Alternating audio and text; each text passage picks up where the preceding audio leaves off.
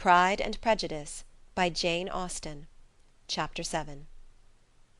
Mr. Bennet's property consisted almost entirely in an estate of 2,000 a year, which, unfortunately for his daughters, was entailed, in default of heirs male, on a distant relation, and their mother's fortune, though ample for her situation in life, could but ill supply the deficiency of his. Her father had been an attorney in Meryton, and had left her £4,000. She had a sister married to a Mr. Phillips, who had been a clerk to their father and succeeded him in the business, and a brother settled in London in a respectable line of trade.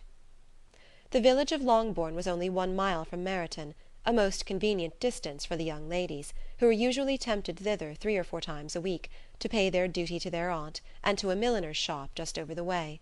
The 2 youngest of the family, Catherine and Lydia, were particularly frequent in these attentions. Their minds were more vacant than their sisters', and when nothing better offered, a walk to Meryton was necessary to amuse their morning hours and furnish conversation for the evening, and however bare of news the country in general might be, they always contrived to learn some from their aunt.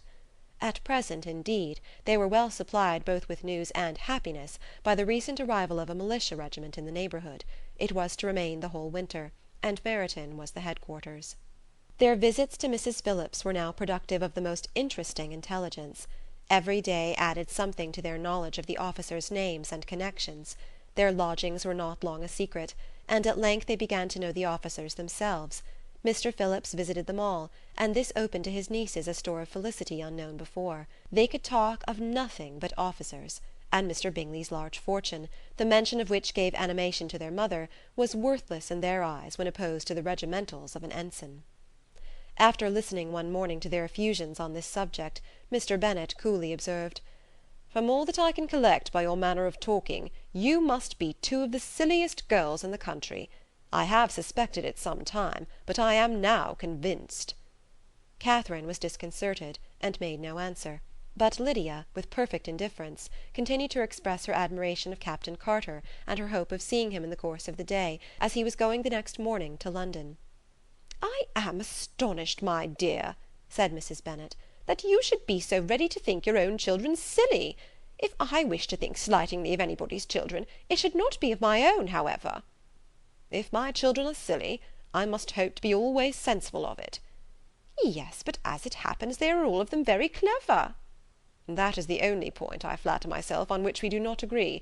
I had hoped that our sentiments coincided in every particular, but I must so far differ from you as to think our 2 youngest daughters uncommonly foolish."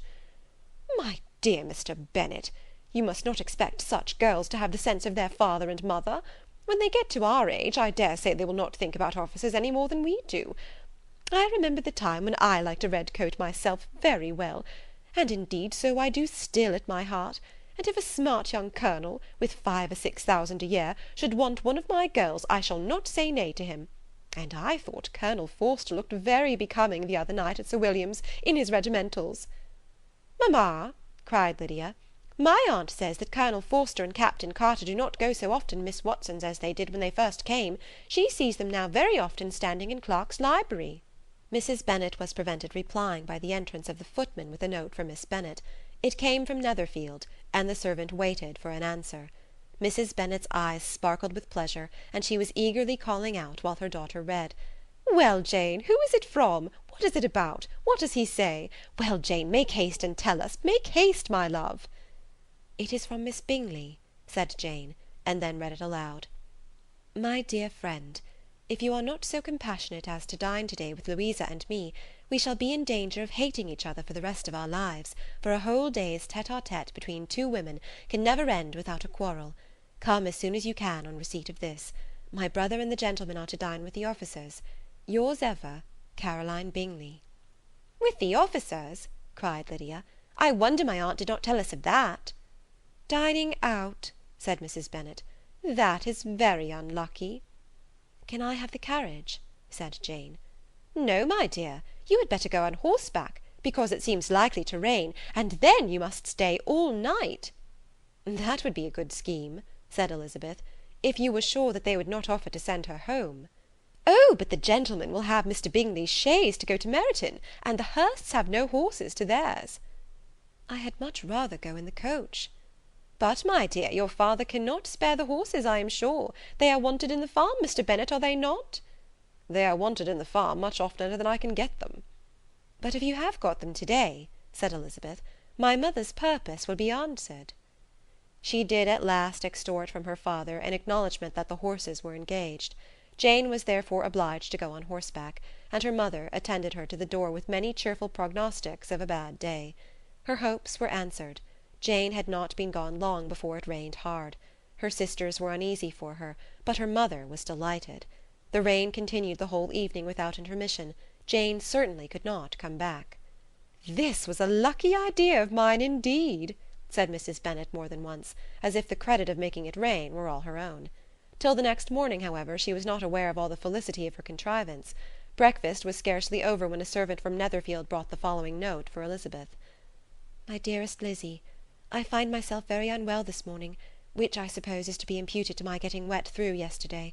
My kind friends will not hear of my returning till I am better. They insist also on my seeing Mr. Jones.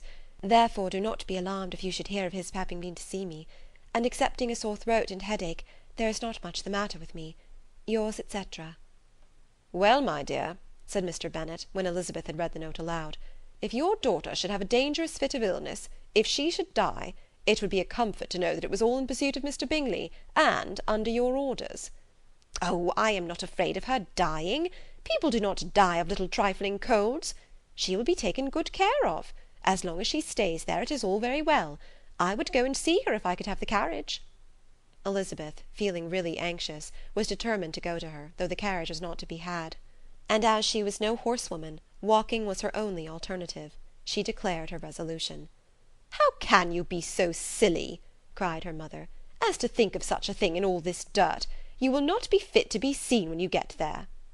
"I shall be very fit to see Jane, which is all I want." "Is this a hint to me, Lizzie," said her father, "to send for the horses?" "No, indeed, I do not wish to avoid the walk. The distance is nothing when one has a motive, only 3 miles. I shall be back by dinner." "I admire the activity of your benevolence," observed Mary, "but every impulse of feeling should be guided by reason, and in my opinion exertion should always be in proportion to what is required." "We will go as far as Meryton with you," said Catherine and Lydia. Elizabeth accepted their company, and the 3 young ladies set off together. "If we make haste," said Lydia as they walked along, "perhaps we may see something of Captain Carter before he goes." In Meryton they parted. The 2 youngest repaired to the lodgings of one of the officers' wives, and Elizabeth continued her walk alone, crossing field after field at a quick pace, jumping over stiles and springing over puddles with impatient activity, and finding herself at last within view of the house, with weary ankles, dirty stockings, and a face glowing with the warmth of exercise. She was shown into the breakfast parlour, where all but Jane were assembled, and where her appearance created a great deal of surprise. That she should have walked 3 miles so early in the day, in such dirty weather, and by herself, was almost incredible to Mrs. Hurst and Miss Bingley, and Elizabeth was convinced that they held her in contempt for it. She was received, however, very politely by them, and in their brother's manners there was something better than politeness, there was good humour and kindness. Mr. Darcy said very little, and Mr. Hurst nothing at all. The former was divided between admiration of the brilliancy which exercise had given to her complexion, and doubt as to the occasion's justifying her coming so far alone. The latter was thinking only of his breakfast. Her inquiries after her sister were not very favourably answered. Miss Bennet had slept ill, and though up, was very feverish, and not well enough to leave her room. Elizabeth was glad to be taken to her immediately, and Jane, who had only been withheld by the fear of giving alarm or inconvenience from expressing in her note how much she longed for such a visit, was delighted at her entrance. She was not equal, however, to much conversation, and when Miss Bingley left them together, could attempt little besides expressions of gratitude for the extraordinary kindness she was treated with. Elizabeth silently attended her. When breakfast was over they were joined by the sisters, and Elizabeth began to like them herself when she saw how much affection and solicitude they showed for Jane. The apothecary came, and having examined his patient, said, as might be supposed, that she had caught a violent cold, and that they must endeavour to get the better of it, advised her to return to bed, and promised her some draughts. The advice was followed readily, for the feverish symptoms increased, and her head ached acutely. Elizabeth did not quit her room for a moment, nor were the other ladies often absent. The gentlemen being out, they had, in fact, nothing to do elsewhere. When the clock struck 3, Elizabeth felt that she must go, and very unwillingly said so. Miss Bingley offered her the carriage, and she only wanted a little pressing to accept it, when Jane testified such concern in parting with her that Miss Bingley was obliged to convert the offer of the chaise to an invitation to remain at Netherfield for the present. Elizabeth most thankfully consented, and a servant was dispatched to Longbourn to acquaint the family with her stay, and bring back a supply of clothes. End of Chapter 7.